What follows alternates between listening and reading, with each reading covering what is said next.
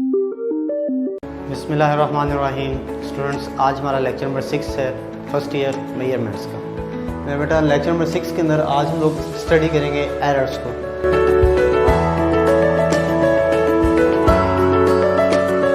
मेरा बेटा एरर्स क्या होता है? एरर होता है कि जो आपके पास एक्चुअल वैल्यू है और जो आपके पास मेजर्ड वैल्यू है, उन दोनों वैल्यूज़ के दरमियान जो डिफरेंस आ रहा होता है स्टूडेंट्स, उसको हम क्या नाम देते हैं? एरर्स का नाम देते हैं। तो अगर एरर्स की डेफिनेशन लिखूँ तो difference between measured values and actual value is known as error. इसको एग्जांपल से समझते हैं मेरा बेटा। एग्जांपल क्या है? हमें पता है कि एक्चुअल वैल्यू ऑफ जी यानी कि ग्रेविटी क्या है? 9.8 है। एक्सपेरिमेंट से मैं उसको मेजर करता हूँ तो वो वैल्यू आती है 9.6। तो इट मीन्स ये मेरी मेजर्ड वैल्यू है, ये मेरी एक्चुअल वैल्यू है। इट मीन्स दोनों इक्वल नहीं है। तो मैं इन दोनों का डिफरेंस लूँगा तो जो डिफरेंस मेरे पास आएगा मेरा बेटा, उसको मैं क्या नाम दूँगा? एरर का नाम दूँगा। तो एरर की डेफिनेशन फिर से रिपीट करते हैं। Difference between measured values and actual value is known as error. मेरे बेटा एरर्स की 3 बेसिक टाइप्स हैं। सबसे पहला एरर कहलाता है पर्सनल एरर। मेरे बेटा दूसरा एरर कहलाता है सिस्टमेटिक एरर और तीसरा एरर कहलाता है रैंडम एरर।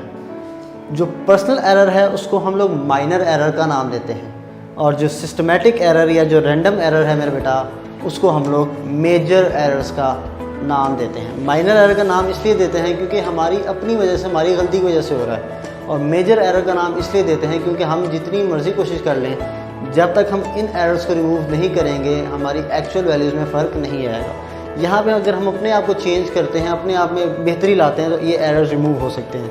ये एरर्स हमारी बेहतरी लाने से रिमूव नहीं होते, हमें अपने पूरे सिस्टम्स को चेंज करना पड़ता है, उसके अकॉर्डिंग उनकी चीज़ों को चेंज करना पड़ता है। अब देखते हैं मेरे बेटा पर्सनल एरर्स की रीजंस क्या हैं। मेरे बेटा पर्सनल एरर की बेसिक रीज़न है इन एक्सपीरियंस ऑफ पर्सन।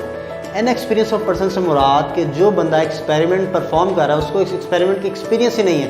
मेरे बेटा आप जो कुछ मर्जी कर लें वो बंदा वो काम नहीं कर सकता, उसको पहले उसका एक्सपीरियंस लेना पड़ेगा, फिर वो उसको बेहतर अंदाज से कर सकेगा। दूसरा है केयरलेसनेस ऑफ पर्सन, कि हम लोग केयरलेसनेसली काम कर रहे हैं। मैंने कोई मेजरमेंट लेनी है, मैं जल्दी में उसको थोड़ा सा कम या ज़्यादा कर देता हूँ, यानी कि केयरलेसनेस कर रहा हूँ, जानते बूझते मैं उसको गलत कर रहा हूँ, तो ये भी क्या है? पर्सनल एरर है। और तीसरी है यूज़ ऑफ इनअप्रोप्रिएट मेथड, यानी कि हम जो मेथड यूज़ कर रहे हैं वो ठीक नहीं है, वो इनअप्रोप्रिएट है, वो इस एक्सपेरिमेंट के लिए सूटेबल नहीं है, तो वो भी क्या है? पर्सनल एरर की निशानी है। अब पर्सनल एरर को रिमूव कैसे कर सकते हैं? कि अगर हम अपने एक्सपेरिमेंट का प्रॉपर नॉलेज लें और फिर उसको परफॉर्म करें।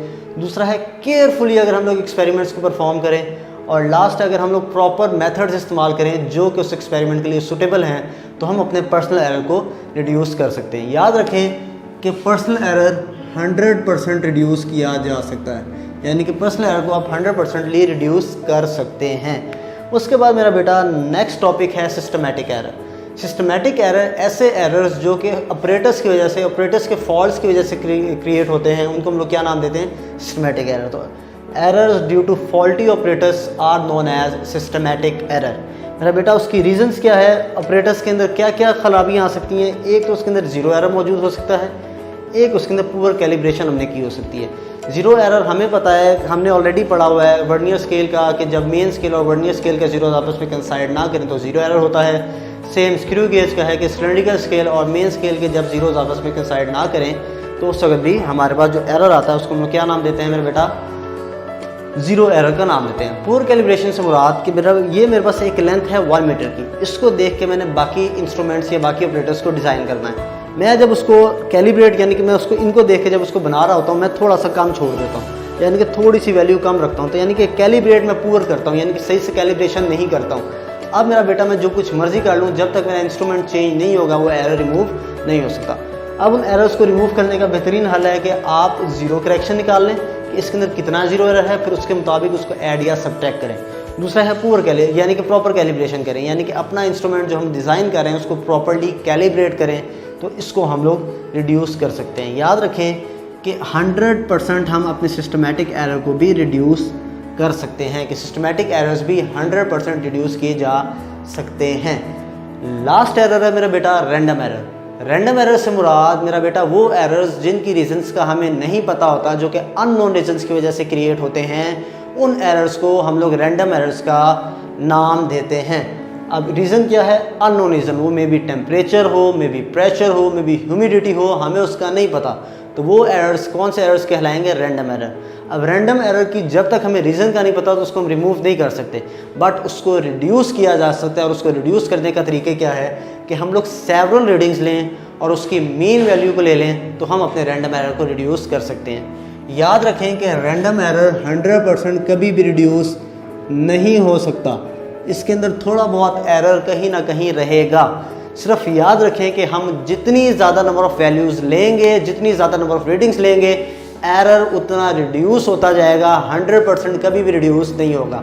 तो एग्जामिनर यहाँ से आपसे एमसीक्यू पूछ सकता है, to reduce random error, option A increase number of readings, option B decrease number of readings, option C both, option D none. तो मेरा बेटा जितनी ज़्यादा नंबर ऑफ रीडिंग्स लेंगे और फिर उनका मीन लेंगे तो हमारा रैंडम एरर उतना रिड्यूस किया जा सकता है।